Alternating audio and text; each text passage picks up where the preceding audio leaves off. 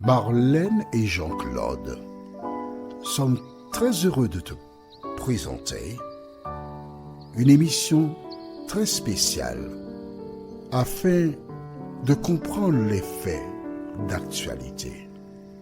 Merci pour ta fidélité. Merci d'être encore là aujourd'hui afin qu'ensemble, nous puissions continuer de voguer et de découvrir la vérité. Aujourd'hui, notre thème est le bouc pour Satan. Le bouc pour Satan.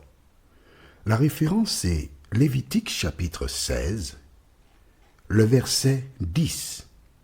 Mais pour mieux comprendre, nous lisons à partir du verset 5. Lévitique chapitre 16. Prions, notre Seigneur et notre Dieu. C'est à partir de Hébreux chapitre 9, verset 22, qui indique « Car sans effusion de sang, il n'y a point de pardon ». Que nous cherchons à comprendre la loi qui a été abolie à la croix de Jésus de Nazareth.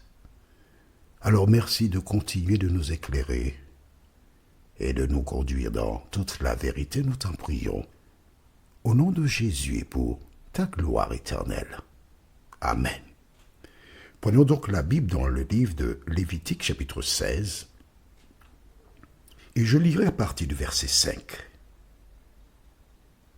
Il recevra de l'assemblée des enfants d'Israël deux boucs. Donc c'est l'assemblée, le peuple, on devait trouver deux boucs. Deux boucs presque identiques. Ça me fait penser au combat de boxe.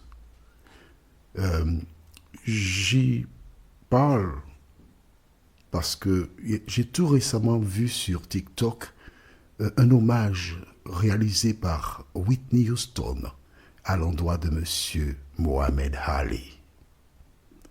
Et elle a chanté une magnifique chanson pour célébrer ce moment historique.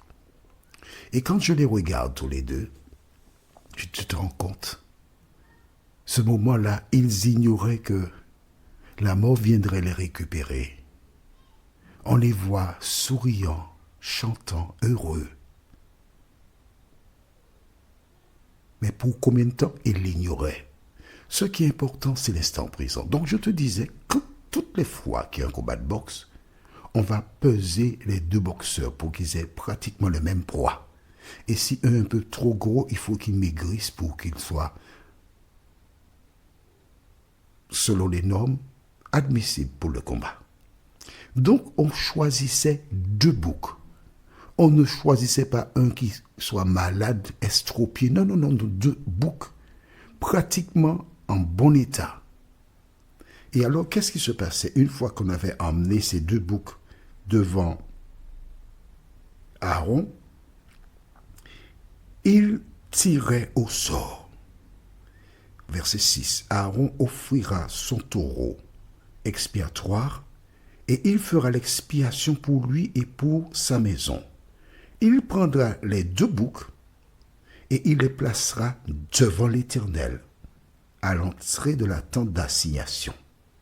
Et là, Aaron jettera le sort sur les deux boucs, un sort pour l'Éternel et un sort pour Azazel. Alors, Azazel représente le diable ou Satan. D'accord? Écris ça dans le cahier. Aaron fera approcher le bouc sur lequel est tombé le sort pour l'Éternel et il l'offrira en sacrifice d'expiation.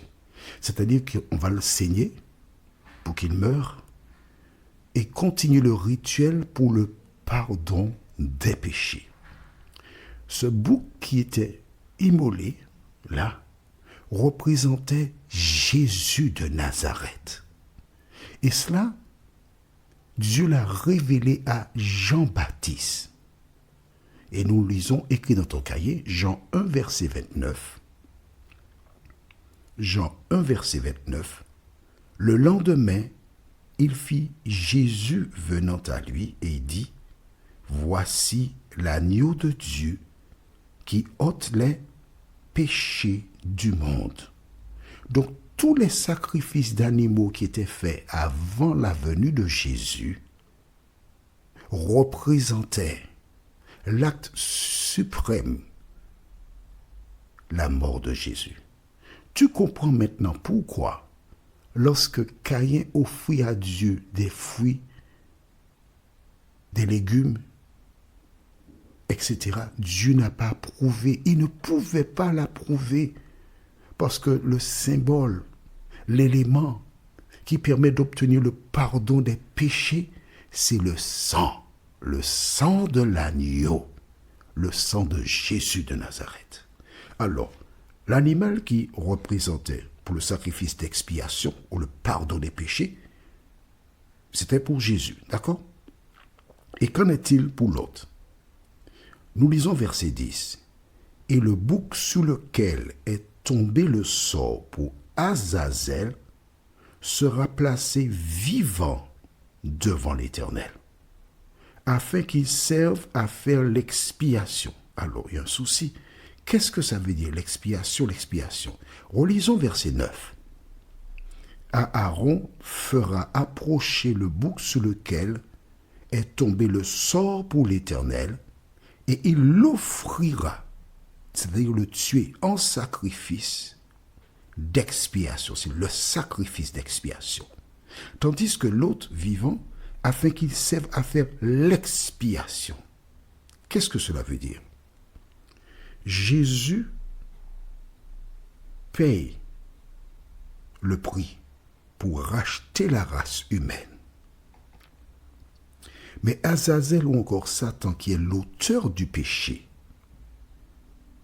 le péché est transféré sur lui. Parce que c'est lui qui est l'auteur du péché. C'est lui qui est le père du péché. Et qu'est-ce qui se passe ensuite?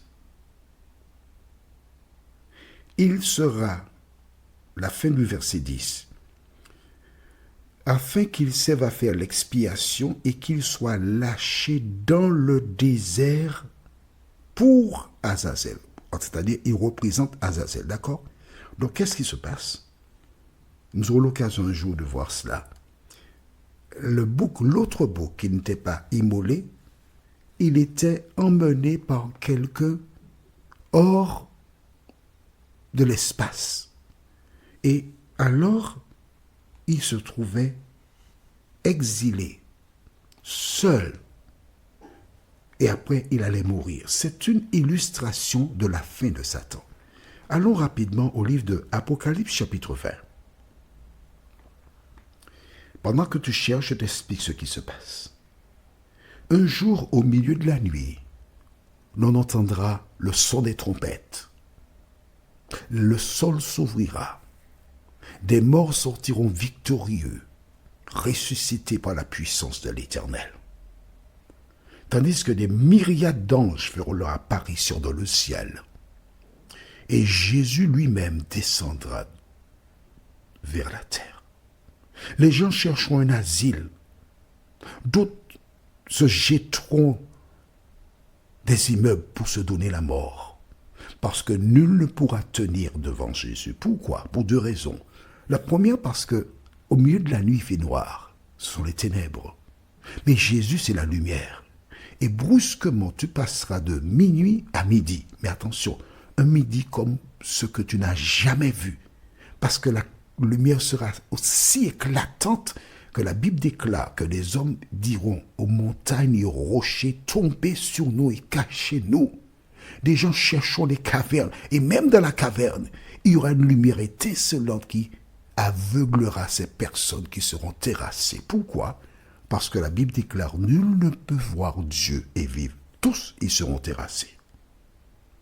En revanche, les morts en Christ ressusciteront premièrement. Les saints qui seront vivants, celles et ceux qui ont choisi Jésus et qui marchent à la lumière de la parole, ces personnes seront transformées, recevront un corps immortel et incorruptible, c'est-à-dire qu'elles ne pourront plus jamais pécher. Elles sont scellées pour faire que le bien. Et dans 1 Thessaloniciens 4, écris ça dans ton cahier, 1 Thessaloniciens 4, versets 17 et 18, nous avons déjà lu à plusieurs reprises, d'accord? La Bible déclare que les morts en Christ ressuscités et les saints vivants seront ensemble, enlevés sur les nuées, dans les airs, à la rencontre du Seigneur, et ainsi ils seront toujours avec le Seigneur. Pourquoi? Écrit encore dans le cahier, écrit. Jean 14, verset 1 à 3. Voici pourquoi tu as le cahier, oui. C'est pas pour faire joli, hein. Dans Jean 14, 1 à 3, Jésus avait déclaré que votre cœur ne se trouble point. Croyez en Dieu et croyez aussi en moi. Il y a plusieurs demeures dans la maison de mon Père. Si cela ne l'était pas, je vous l'aurais dit. Je vais vous préparer une place.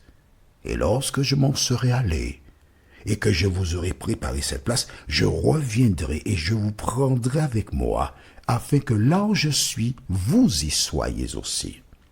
Des gens déclarent qu'on ne va pas monter au ciel, sauf que Jean 14, 1 à 3 confirme la promesse de Jésus. Alors les saints montent au ciel, et là ils régneront avec Christ pendant 1000 ans.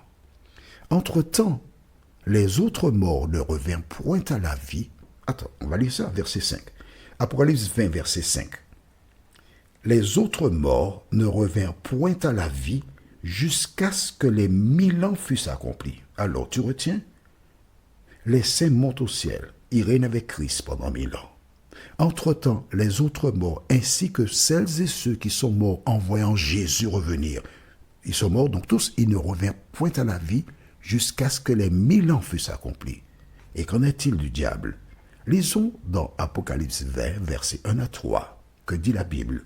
« Puis je vis descendre du ciel un ange qui avait la clé de l'abîme et une grande chaîne dans sa main.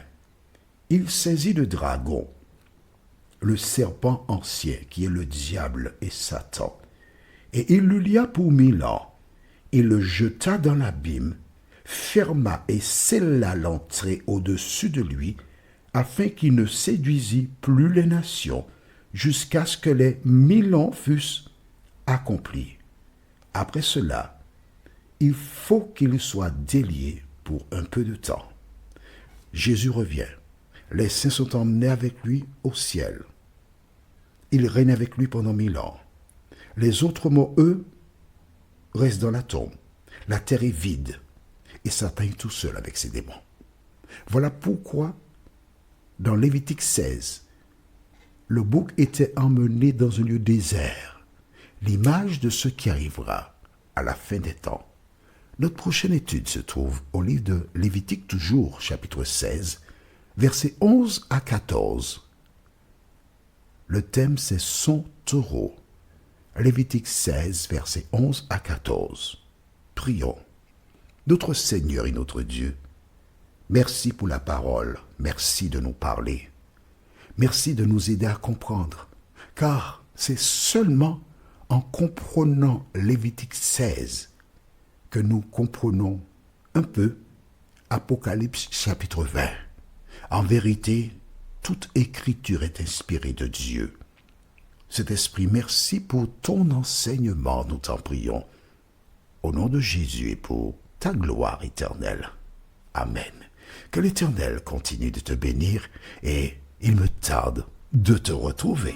Nous sommes parvenus au terme de notre réflexion.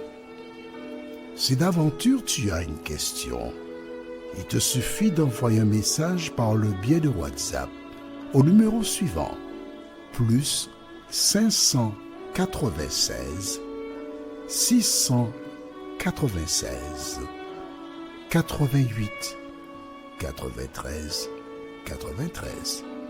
Et alors Jean-Claude, moi, je me ferai un réel plaisir de répondre à ta question.